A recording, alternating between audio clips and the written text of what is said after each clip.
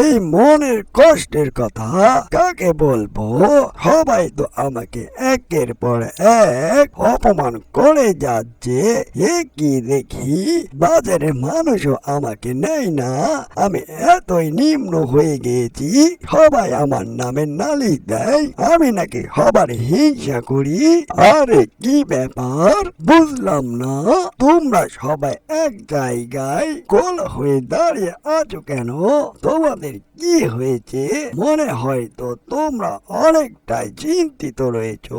তোমাদের কি হয়েছে বলো আমায়। মন খারাপ করার কারণটা কি? আরে ভাই, তাদের মন খারাপ করার কারণটা কি বুঝতেছ না? তাদের কোনো বাজারের কোনো দাম নেই, তাদের কোনো মান সম্মান নেই, তারা একদম নিম্ন পর্যায়ে রয়েছে। তাই তাদের অনেকটাই মন খারাপ, বলতে পারলে ভাই বেগুন। বাবা রে বাবা, কি আর কবু ভাই, কষ্টের কথা। আমি ভাই পটল, আমার কোনো বাজারে কোনো মূল্যই নেই। সব দেখি মানুষজন শুধু বেগুন আর বেগুন, পেঁয়াজের দিকে মানুষ ছুটে যায়। কি ব্যাপার, আমি কি পটল বলে কি আমার কোনো মান সম্মান নেই? মানুষ শুধু জিলাপির উপরই মগ্ন হয়ে পড়েছে। রমজান মাসে আমার কোনো সম্মান নেই। এই কষ্টের কথা কাকে বলবো? তোমরা তো সবাই সুখেই রয়েছো। আরে বাপুরে, সবাই তো দেখি আমার হিংসা করে, বুঝলাম না। বছরে একবার খানি আমি মার পাই, তাতে আবার পটলের আবার হিংসার কারণে আমি বাঁচি না।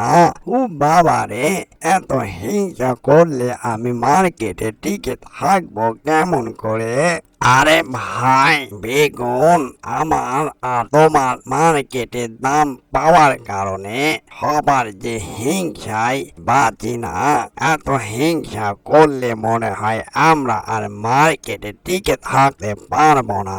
এই যে বেগুন ভাই, তুমি তো সাজতে লম্বাতে বড়, এটার একটা সমাধান করো। তুমি তো আমাদের সর্দার মানব, তুমি তার একটা বের করো। আশেপাশে আমাদের শত্রু বেড়ে গিয়েছে এই রমজান মাস আসার কারণে। একটি মাসেই তো আমরা ব্যবসা করি। আরে বাপুরে, ভাই বেগুন, তুমি এখানে এসে আমার বড়ই উপকার করলে। আমার জিলাপি তো খেতে মচমচে সুস্বাদ। মানব জাতিরা তো এক মাসেই জিলাপি খায়। পটলের হিংসার কারণে আমার অনেকটাই রাগ অন্য হয়েছে। ভাই বেগুন, তুমি যখন এখানে চলে এসেছো, তার একটা সমাধান করে দাও। তা না হলে আমি মনে হয় মার্কেটে আর বেশি দিন টিকে থাকতে পারবো না।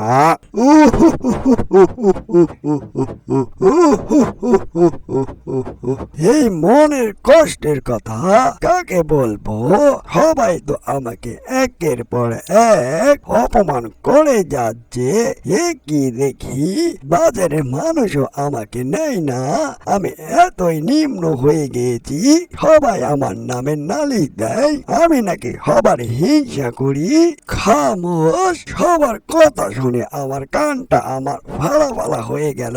তোমরা সবাই চুপ, আমার এতটাই দাম বেশি। আমি কখনো অহংকার করি না, আমার সব কাজেই লাগে। এই রমজান মাসে আমার অনেকটাই সুনাম অর্জন করেছি, অনেক কষ্ট করে বেগুনি ভাজা করে। আর আমি দেখতে অনেকটাই সুন্দর, তারপরেও আমি কখনো অহংকার করি না। এই যে জিলাপি আর পেঁয়াজ পটল, তোমাদের অনেক কথা শুনেছি।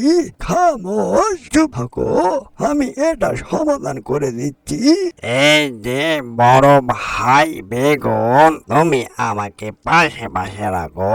আমি তোমার ছায়ার তলে থাকতে চাই। তুমি আমার আজকে বড় ভাই, তুমি যা বলবে বেগুন ভাই তাই হবে। আজ থেকে তোমার উপরে কেউ কথা বলবে না।